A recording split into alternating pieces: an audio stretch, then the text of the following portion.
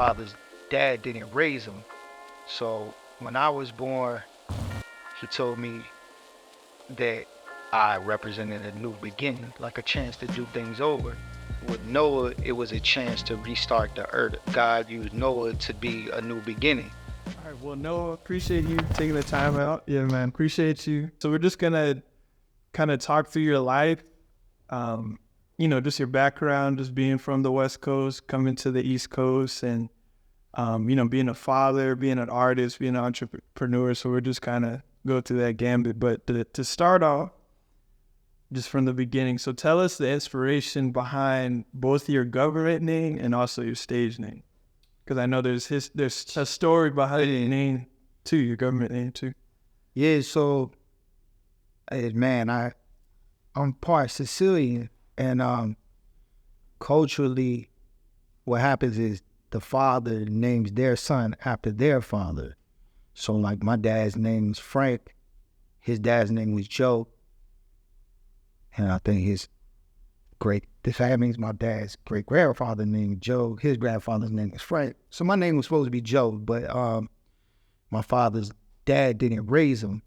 So when I was born, he told me that I represented a new beginning, like a chance to do things over. And that's kind of the story, or that is the story of what Noah represents in the Bible. For those who know the story is, with Noah, it was a chance to restart the earth, to restart the world after there's a lot of dark times. And so the saying goes that God used Noah to be a new beginning. So that's how my name came to be Noah. And yeah, so all through life, like as I began rapping, at the time, growing up, Noah was not a common name. So there would be times people thought it was like a fake name. It would shock me because, it is my actual name. So I thought everybody knows the story of Noah's Ark. Well, I get teased, Noah's Ark, woo-dee-woo. But my last name starts with an O. And growing up, people would call me O. Sometimes they would call me Noah. Of course, that's my name. So I just felt like as a rapper, the people that I really looked up to, artists like Nas and Tupac, they didn't have a rap name. Their name was their name. And, as I started to come into my own or thought about what my career would look like, I wanted my art or my music to really be me, a reflection of my story, my life. So it just made the most sense. At times I would try to come up with a rap name. It just wasn't normal. So it didn't feel right, you know what I mean? Yeah. And to me, if you really look at a lot of rappers, I think it's like 50-50 where they made up a name, but really a lot of times the name that rappers use is names that other people gave them. And it just, that was their nickname or their nickname around the neighborhood or what have you. But my real name is what people call me. And it just felt right. It just felt right not to have some other name. But long story short, yeah. That's what's up, man. What parts of the Bay do you still carry with you, and how has Richmond helped shape you as well? Man, the Bay Area, growing up in the Bay, especially up until that age, it's always been it's like a real independent mindset. Or even if we're not referring to music, like the Bay Area, Northern California has always produced, I think, people who come with new ideas. And even to this day, it's still, if you go back in time, like the hippie movement, and then when it came, the Black Panthers, and then when it got all the way up to hip hop, even the crack epidemic really kind of started in the Bay. So it's now you have, Silicon Valley, or even with marijuana, the Bay is what, it's these things that may be unheard of in other parts of the country, the Bay really helps pioneer. And it just goes back, I think, 200 years ago when people left all different parts of America and they wound up in Northern California looking for gold. Yeah. So it's that area has always attracted people who were I'd say trying new things, leaving everything behind to just try something that wasn't heard of. So when it came to hip hop, Northern California, didn't get the attention because the labels were in LA. You know what I mean? So cats up there always just did their own thing. Like, we don't care what they doing down there. We don't care what they doing on the East Coast or wherever. We just gonna do our thing and speak, create the music that resonates with our community. So me growing up there, like, that always was my mindset. Like, oh, you want to rap? Like, these guys are rapping. They just put out their own stuff. Like, they didn't go nowhere, have somebody else do it. There were distributors, independent labels in the Bay. That type of mindset is just so ingrained there. Like, to be a hustler, to just, you do what you want to do, and if you fail, it's also on you. So when I moved to Virginia, it was like, I want to say like the exact opposite, where like I was living in a place now that has a lot of like generational talent, but for that talent to get recognized, people in Virginia would have to go to like LA or New York or Atlanta. But me, I couldn't leave, you know what I mean? At the time when I first started rapping, I'm a kid, so I'm like, bro, unless somebody like comes here and discovers us and figures out what we're doing, like, we're gonna have to do it ourselves. And I didn't mind. That to me is just like second nature. If I have an idea in my mind, I'm gonna figure out how to get these ideas out into the world. So I say more than anything, like, that's what the Bay Area instilled in me, seeing people like E40, even Master P. Like, I remember when Master P started like getting the popping, I was out here, but I already knew who he was because he started in the Bay Area. And like, to this day, I have a poster in a gold frame like this. Mm-hmm. It belonged to my cousin, and it said No Limit Records, Kolton, California. He wasn't even back in New Orleans yet. Mm-hmm. So like, the Bay, especially, has always had like a deep connection to the South. Like, a lot of people like E40, their families are like normally from like Louisiana, Mississippi, Alabama. That was like, or Texas. Those are like the migration patterns of like African Americans who came in.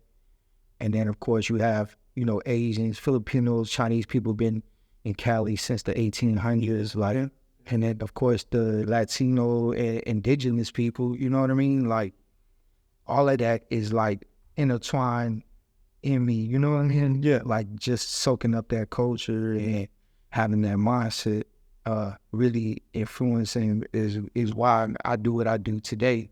You know what I mean? Yeah, that's real. And you can tell like you're just a student, not just a hip hop, but it's just history. You know what I mean? It's cool, like, just to know like your roots and where you come from. And I was gonna point out, like, there's almost like a trailblazing element to your life. Like, you came to the East Coast, didn't know what was out here and what have you, and then, kind of planted your flag here, and, you're highly respected here. So it's just a testament to, who you are as a person. I would thank that for. So, like, going back to like history, my dad, man, he was like, he's no longer here, but the time I didn't get to spend with him, he was always big into history, reading books. And I think if you have any questions about why things are the way they are, whether it's with you and your family, in the world you live in, the city you live in, if you look at what's going on currently and then start going back, you'll get a better understanding. You know what I mean? So as I started coming of age, or even as a kid, I'm like, why is this like this? And then when I start, like, I guess, reverse engineering whatever it is, I could find the answer. You know what I mean? So I owe a lot of that to my pops, just as far as like, wanting to know about the world on a bigger scale than just my immediate surroundings, you know what I mean? And I think a lot of that with him has to do with my dad was from Virginia. He was from Richmond, but ended up on the West Coast. But Richmond is a place, and Virginia is a place, especially where like history is always, it's never just like in the past. You get what I mean? Like in California, or I think other parts of the country, when they may not understand here, like, why are those places still obsessed with the past? But once I grew up here, it started to make more sense, because then everything about the history really has a lot to do with the now. You know what I'm saying? Yeah, just even looking at the monuments, like they just got rid of, 3-4 years ago. So that's wild. But I wanted to read, it was something you had posted just about being Filipino. So I'll go ahead and read it for us. So the title is "I Am a Filipino." So, inheritor of a glorious past, hostage of the uncertain future. As such, I must prove equal to the twofold task: the task of meeting my responsibility to the past, and the task of performing my obligation to the future. So it's kind of long, but I feel like that's a good starting point. Does that resonate with you? And have you, I'll say this as well, have you always been proud of where you're from, or is that something that you had to develop over the years? Man, really, like growing up in California, I didn't think about it because it was like over there, it's more diverse, and I grew up in communities where there was like, at times I was around communities where Filipino people were the majority. So I didn't even understand certain things about concepts like race and who I was, because I never had to think about it. If I'm growing up in a community and 80% of the people I'm around have the same story as me, it's like that question never comes up. But from the time I got to Virginia, you know, and it happened at a time where a boy starts to become like a young man and develop your sense of self. But everywhere I got asked that question a lot. Yeah. You know what I mean? Like, what are you? And then even how I behave, it's like it helped me understand, like, bro, like certain things about like just being in hip hop culture or the people I'm around is because I related to the people based off of our circumstances. It wasn't like a race thing, right? But I grew up with Filipinos, Latinos, African Americans, and even so minority, you know, might be some Middle Eastern cat, white cat, whatever, but we were all from the same circumstances. But when I came here, like, these things were very much all racialized, you feel me? And people, I guess the only context they can understand my behavior and how I carry myself was through the lens of black and white. So that made me have to tell people no. And, you know, people would put me in these boxes that they had created or that were already created for them to make sense of me. Right, that makes sense. Because, yeah, I would say, like, Richmond, sorry to cut you off, but I'd say Richmond is probably one of the most segregated cities in the country. You know what I mean? So to your point about just the black and white and how that informs, like, the lens people see their worlds, you know, and I get that's what it is, but I'm sure that was very challenging, frustrating, you know, coming up. Especially, like, I have a very strong sense of self and who I am and who I'm not, you know, and I thank my mom and my dad for that. Like, bro, I'm proud to be Filipino. I'm part Sicilian. I'm proud to be Filipino American. Like, I know my story. I know where I come from. But having to, I guess, be young and answer that all the time, I was like, you know what, bro? If I just wear it, you know, that'll eliminate, you know, half the questions. But yeah. And it's funny because, like, even when I go back to Cali, like, some of my Filipino homeboys be like, man, you be like, when you're amongst everybody who's saying, you don't have to wear it because everybody understands. So when you do wear it, it looks like you're extra, like, militant. Like, man, you extra rep for the coach. I'm like, bro, it's not that I just go around. I'm like, you just, you know, try to be extra. No, it's like you got to understand the world I've had to navigate away from there. You get what I mean? Like, and especially in hip hop, where a lot of the spaces, like I've been able to enter into sometimes, especially on this side, I will be like one of the first or the first. You know what I mean? Especially like growing up in Richmond. So to answer your question, yeah, it's been something I've been proud of, and you know, I know that with hip hop, you can give a voice to things, you know, whether it's your own personal history and struggles.